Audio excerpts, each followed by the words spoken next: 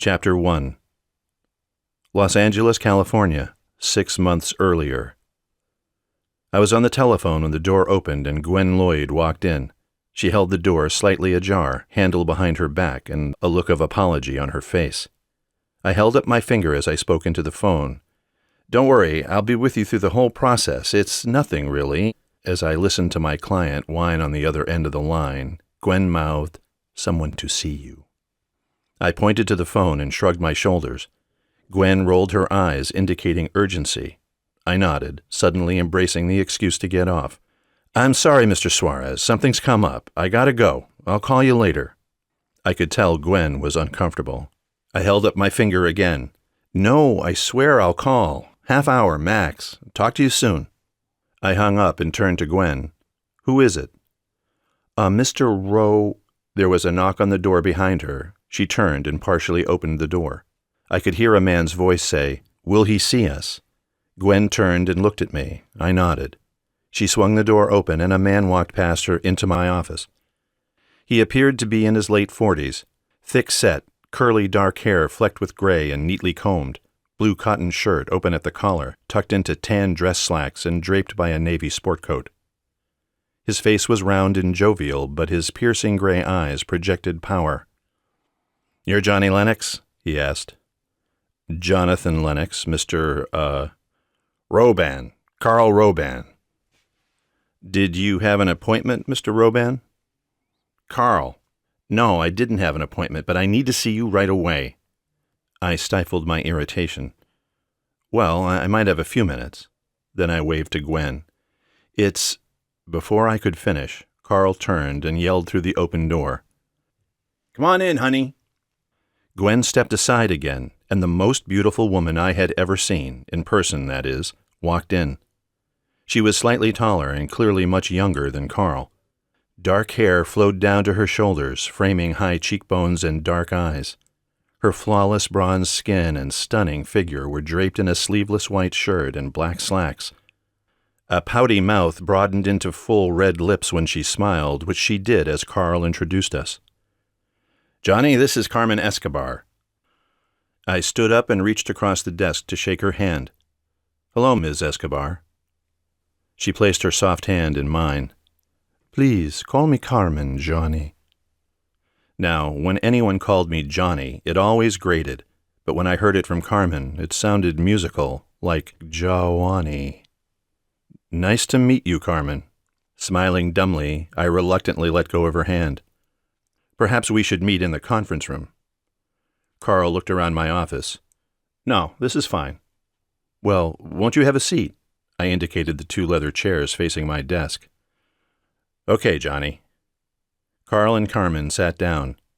"Would you like some coffee?" asked Gwen. "Sure would," said Carl. "Just black, sweetheart." I cringed slightly, knowing that would piss off Gwen. I looked at Carmen. "How about you?" She smiled. "No, thank you." Gwen waited as I stared at Carmen.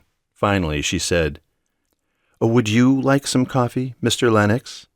She only called me that when she disapproved of something I did or said. Yes, thank you, Gwen." She frowned and left, closing the door behind her. I looked at Carl. "Now, how can I help you?" "You handle immigration cases, right?" he asked. "Yes," I said, somewhat sarcastically. The very large sign on the door to my offices said Jonathan Lennox, attorney for immigration and employment issues. "Do you mind if I ask how you heard of me?" "A guy I met at Riviera gave me your name." "You're a member at Riviera?" "Hell no. I was at a party there and I met Ken." "Ken?" "Ken Diedrich." Ken Diedrich was an auto parts manufacturer, a real asshole, but an A-list client. I had helped Diedrich navigate immigration problems with his employees on several occasions. "Oh yes, Ken Diedrich. He mentioned me." "Yeah, I guess I got a little drunk and told him about my—" Carl looked at Carmen. "Our situation. It was a little embarrassing, but anyway." He glanced at Carmen again. "Anyway, he said you'd be able to help." I smiled briefly. "Why don't you tell me a little bit about your situation?" "Well, I got a little problem here, Johnny." I waited. "Carmen is being deported." Carmen's smile disappeared and her eyes fell to her lap. I looked at Carl. "I'm sorry to hear that. Please tell me about it." Carl launched into a story that, with variations, I had heard often. Carmen had immigrated illegally from Mexico as a child with her mother, Benita Lopez. As Carl's housekeeper, Benita had somehow obtained a work visa, eventually applying for and receiving permanent residency for both her and Carmen. 3 years ago, Benita became ill and returned to Mexico, but the then 20-year-old Carmen elected to stay in the U.S. Last week, Carmen received a letter from the Department of Homeland Security called a Notice to Appear. Gwen came in with a tray holding 2 coffee cups and set it on the desk. "Thank you," I said without looking at her. "Anything else, Mr. Lennox?" she asked. I could detect the disapproving vibe coming from her. I glanced up at her and confirmed my intuition. Her eyes glared at me beneath a furrowed brow. "No, that's all, Gwen." I smiled to assuage her attitude. "Thanks for your help." But her face did not soften. "You're welcome." I gave her a puzzled look and she turned and left. I waved my hand toward the coffee. "Help yourself, Carl." Carl leaned forward and reached for a cup. "Is it okay if I smoke, Johnny?" asked Carmen. It wasn't, but I said, "Sure, help yourself." I watched her fish around in her purse, pull out a pack of Virginia Slims and a butane lighter. "I wish I could get her to quit that nasty habit," Carl said over his coffee cup. I reached under my desk and grabbed the wastebasket. I stood and walked around the desk and placed it beside her chair. "I'm sorry I don't have an ashtray in here."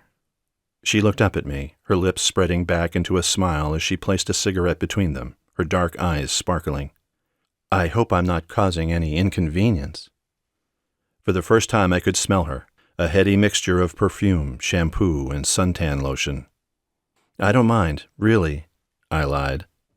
She lit the cigarette, smoke wafting up toward me. I retreated back to my chair before the tobacco destroyed the pleasure of her scent. "Now, Carmen, do you have the letter you received from the DHS?" Carl answered for her. "Of course we do." He reached in his jacket pocket with his free hand and pulled it out. "Here you are." He slid it across the desk. I picked it up, unfolded it, and began to scan it. "So, you're not due to appear at the hearing until the 22nd of July. I glanced at the calendar on my desk. "That's almost 3 months to prepare." "Does that mean you're taking the case?" asked Carl. "Well, there are a few more points I'd like to clear up." "Shoot," said Carl. I looked at Carmen. "What is your relationship to Carl?" She smiled briefly. "I am Carl's housekeeper." "That's it? There's nothing, Carl interrupted. "You're asking if we have a relationship other than professional, Johnny?" "Well, yes, I did hear you call her honey." Carl looked at Carmen. "This girl, woman, has been like a daughter to me. I love her and I want her to be happy, that's all. So now, will you take the case?" Carmen was staring at the wastebasket. Something was going on between them, but I couldn't put my finger on it. "Well," Carl pulled a checkbook out of his jacket pocket and set it on the desk and leaned forward. "Come on, Johnny, how much to get this party started?" "It's not a matter of money." "Then look at this poor girl," Carl waved toward Carmen. "Do you want to see her sent back to Mexico, alone and friendless?" I did look at Carmen. She was still looking at the wastebasket. "No, I don't." "Then you'll take the case." Carmen looked up at me and smiled. Better judgment was doomed. "Yes." Carl beamed. "Diedrich was right. You're a good guy." "Maybe you ought to wait until we solve your problem before you declare that."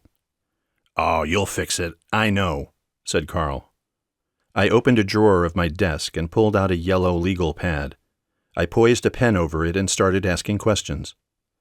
Half an hour later, I had gleaned that Benita Lopez had originally worked for Javier Ortega, a Mexican citizen and business partner of Carl, who had become rather wealthy importing products from Mexico that were sold in stores throughout south-central L.A. Evidently, Benita was sent to Carl by Ortega as some sort of reward for their business dealings. Carmen was only 6 when they immigrated, but she adapted quickly and integrated into the neighborhood, graduating high school and even attended college for a couple of semesters. I put the pen down and looked at Carmen. You said your mother returned to Mexico. When? Carmen held up another cigarette. Do you mind? I did, but nodded anyway. No, go ahead. I watched her light the cigarette and take a deep drag. She blew out a cloud of smoke. She got sick about 3 years ago. The doctor said it was a heart condition and that it was serious. She was so afraid she was going to die. Carmen's eyes misted over. She took another drag on the cigarette. She just didn't want to die in the U.S. She wanted to go home. She paused again, taking another drag. I begged her not to go. I told her that the medical help she could receive here was so much better. I understand. She just wanted to be on her home soil. I gave her a chance to compose herself and then asked, But you didn't want to go with her? Carmen looked at Carl before answering. No. She's been in America for a long time. She wanted to stay, said Carl. Carmen nodded, her lips pouting. I see, I said. And your mother left when? Carmen looked over at Carl, who answered for her. 2 years ago. I looked at Carmen, and she nodded in agreement. I picked up the letter and studied it again for a few seconds. My guess is that your mother left without applying for an exit visa, probably thinking she would not be returning, and after being out of the country for a year, lost her permanent residency status, her green card. And since you were her dependent, your fate was tied to her. When she lost her residency status, so did you. Carl leaned forward to set his coffee cup on the desk. Is that fixable?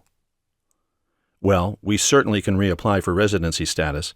One thing that could have a big impact on it would be how Carmen entered the U.S. originally. Now, that could be a problem. Carmen frowned. What if they want to send me back to Mexico? We'll appeal on the grounds that we're hoping to reestablish permanent residency. How long will that take?